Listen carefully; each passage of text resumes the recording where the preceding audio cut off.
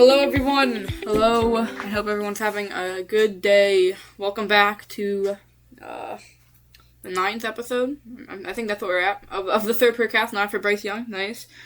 For this episode, we are going to be discussing some of the offensive additions the Panthers made in free agency. And just the overall quarterback room in general. So I'll get things kicked off with the two offensive additions I want to talk that aren't quarterback based, which is John Mechie. And John Mechie the third. Started his career at the Texans. I'm really excited that we got him. I really hope he makes the final 53-man roster because I think he's gonna be a good weapon for Bryce. Dating all the way back to their time at Alabama, he was a big target for him in the 2021 season, where Bryce was very productive, winning the Heisman. So I really want John Mechie to make the cut, and I think Bryce is probably going to help him do that. I think Bryce is going to have somewhat of an impact on that decision, but he can be a playmaker. I think there's a lot of untapped potential, and I think reconnecting with his old college quarterback in Bryce is really gonna unlock that for him. I think there's a lot to look for, and I think especially if we can get a good look at him in preseason, Bryce there could be a connection there, and I think he could develop into a very good wide receiver for the Panthers. Maybe even get that 3 spot, but I don't think it's gonna happen. Like I said about the Get already, especially with Brazel, wide receiver 4, Chris Brazel and Mechie he could fight for that position. Brazel probably maybe making the field on more flashy, like when you need someone who can get down the field and make a catch it. But Mechie could be reliable for Young. He could develop into a good player, a Hunter Renfrow like receiver. Well, like we saw last year. But first half of the season, Renfrow was pretty reliable, sure-handed player for the Panthers. And obviously, I'm sure many of you know about the addition of Rasheed Walker at the left tackle position following Ekwonu's injury in the 2025 wildcard game against the Rams at home. A very tragic injury. I know it happened on the first or second drive. I think it was the second, where he went down with a tear in his tendon, and he will be out for the season. I'm very likely that will be the case. So he was already extended, I believe, on the 5th-year option, but we really won't be able to get to see what he can do on his 4th year at the Panthers, really. So yeah, it'll be tough. 5th year at the Panthers. So it will be interesting to see what they do moving forward with him being injured. I think they might sign him to a 1-year deal. Obviously the production hasn't really been top 10 pick worthy. I think of Ekwonu. I don't know. Especially drafting Freeling at pick 19. More on that later. I don't know if we have as much of a urgency to re-sign Ekwonu, especially being out with the injury, not being able to see what the impact it can make being on the Panthers this year. So it'll be interesting, especially if Freeling is going to get in there and make a big impact. But we will see. But hopefully his recovery goes well. One thing I just want to mention, if my voice sounds a little off, it's just like my throat just kind of hurts from talking a lot over these past couple days, so just excuse me for any of that. Back to the topic at hand.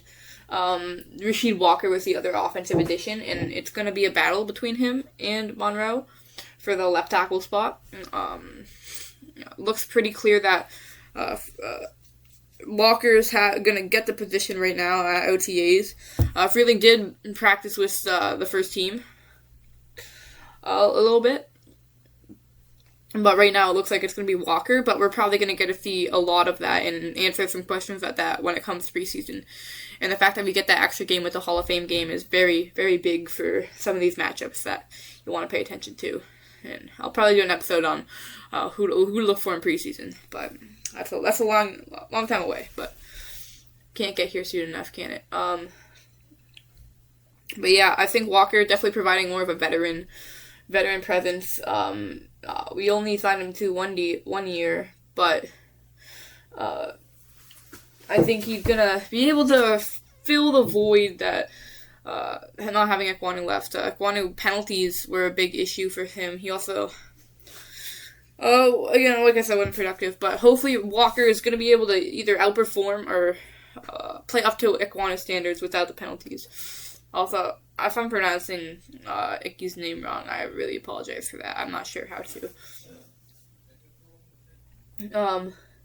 But the Panthers drafted Freeling, and yeah, I think Freeling is definitely going to be the more permanent left tackle, especially if Ekwonu isn't really seen much.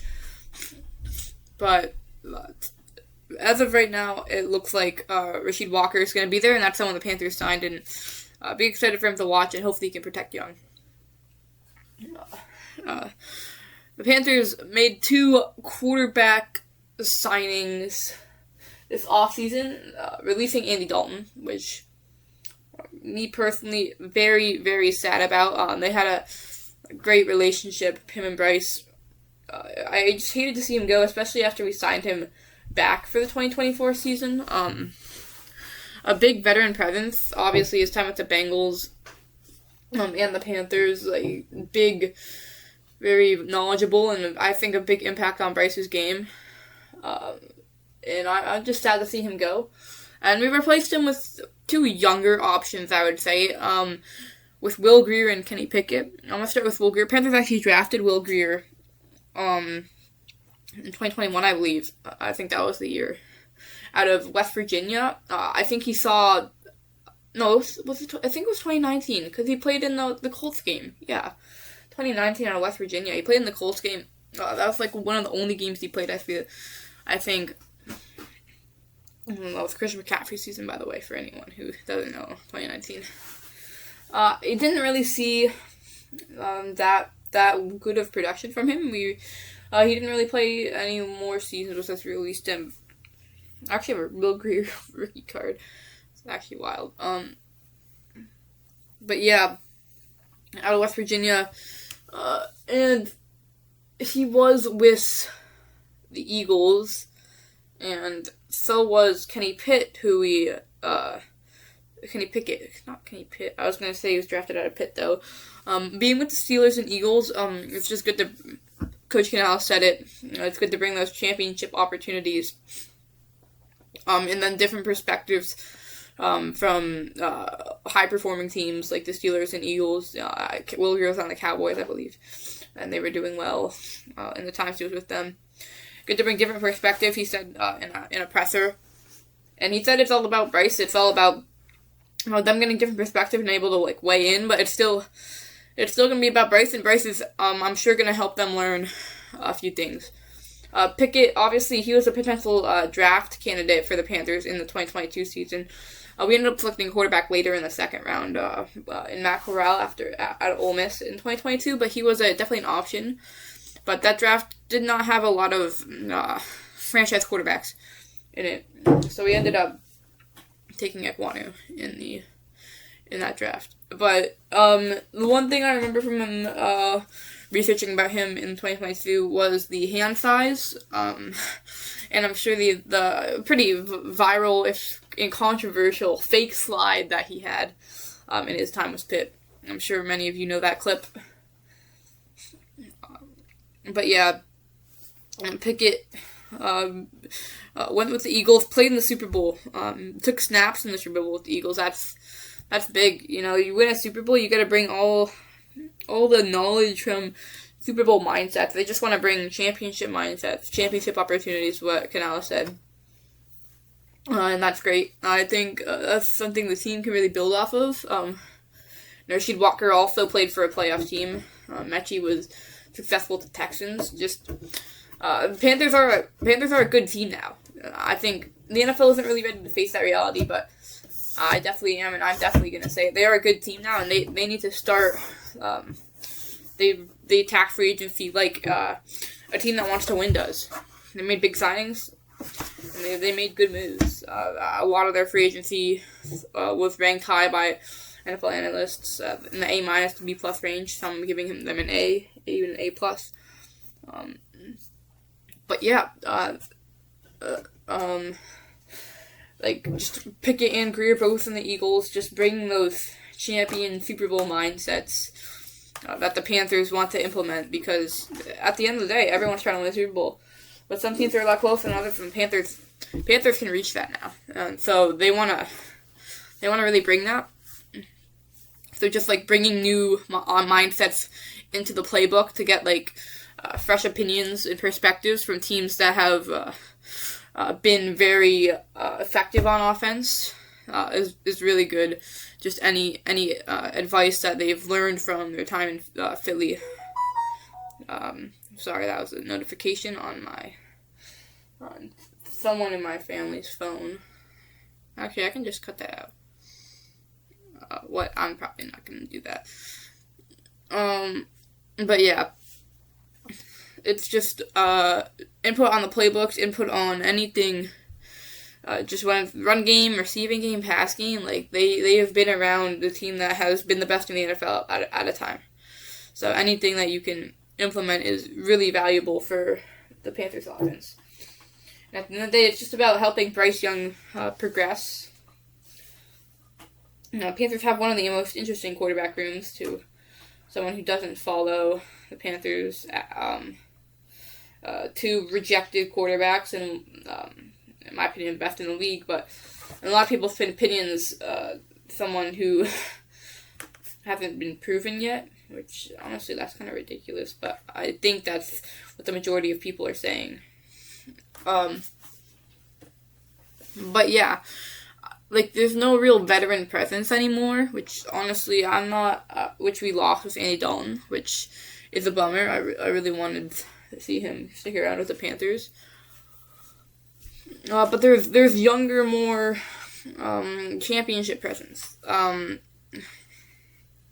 So as much as they don't have like the experience of Andy Dalton, they have the experience of being on a winning football team, and the Panthers are a winning football team now. So anything like that is really good to have, and just a new, fresh perspective on the team is amazing.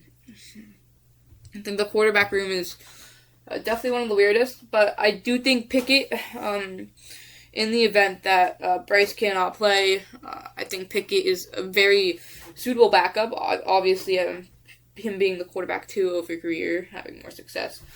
Just being in Pittsburgh, I'm sure he's very famous for the play against the Eagles, which now that he's on the Panthers, I'm not going to mention. Or play against the Cowboys with the Eagles, sorry. But yeah, Pickett, I think he can get the job done, especially if we lean on the run game, which coming next episode, we're going to talk about Jonathan Brooks, so stay in tune for that tomorrow. Well, but yeah, if we lean on the run game, Pickett can be efficient on offense, check downs, and I think Brad Zeke is going to be able to dial up something that is going to really play to a more comfortable level of play that, maybe Bryce Young could do more, but just keep playing it safe. I'm going to end this episode a little bit short, just like I said, because of my voice. So thank you for watching and listening. Keep pounding. See you tomorrow, hopefully.